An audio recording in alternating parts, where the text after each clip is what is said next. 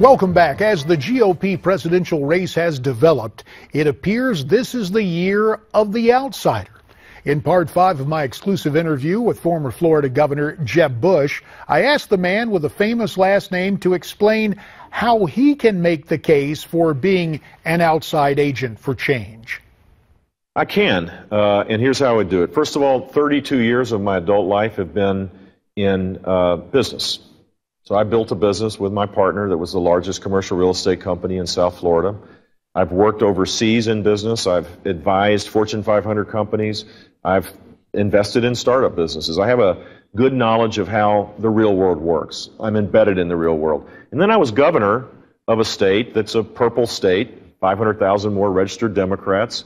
And I turned the place upside down, man. I disrupted the old order, and we got great results. And I think that experience, that's not a D.C. experience, it's a real-world experience and a state experience is what needs to happen in Washington. So my case is, I think I can disrupt the order in Washington, D.C. Think about the people running right now that are United States senators. I mean, what have they done? Well, it's interesting you mentioned senators, and Roll Call is reporting that the junior senator from Florida, Senator Rubio, is the, quote, favorite of K Street and has raised the most money. Why do you think there's been a shift in allegiance to Senator Rubio, and some of those folks who were with you earlier have left? What's going on? I don't know. I don't follow the process side of the news. We're well funded. We have a plan to take our case to the early primary states, and I'm confident we're going to do very well. The simple fact is I have a proven record of success of applying conservative principles and disrupting the old order. So I'm for a balanced budget amendment, line item veto power. I think elected officials should have a ban on their lobbying for 6 years. They ought to go back home to their communities, JD, just like you did, and serve in all sorts of ways. People ought to recognize that government's not the master. It's the servant of people. And Washington, D.C. has gotten too big, too inept, and people that are there in the process, I don't think, are the ones that are going to disrupt and change the culture. Let me ask you about, again, this campaign. You mentioned you've been raising money, and you have, and now you've taken some austerity measures to make sure that money is there to go further. Understood. The polling has not been where you would like it. So how do you become the comeback kid on the Republican side of the aisle? Well, that's the comeback kid is the narrative that the press would love. They love to push you down and then allow you to come back up to push you down again. I think that's the way it seems to work.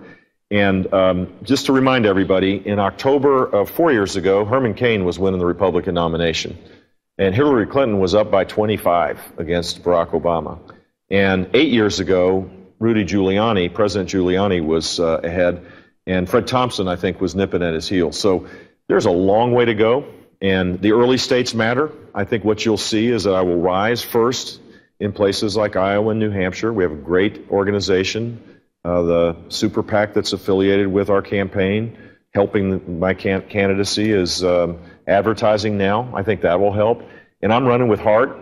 I'm running with with a lot of passion and conviction, and we're building a great ground game. I think I'm going to win. One of those guys who gives a lot of media advice and works on things like super PACs, Michael Murphy, is with your campaign. He's saying that Donald Trump cannot win, therefore he cannot be the Republican frontrunner, the real frontrunner. Do you concur that Donald Trump cannot win the general election?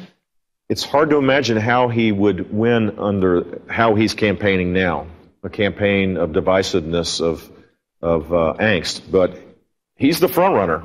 I think Mike may be wrong about that.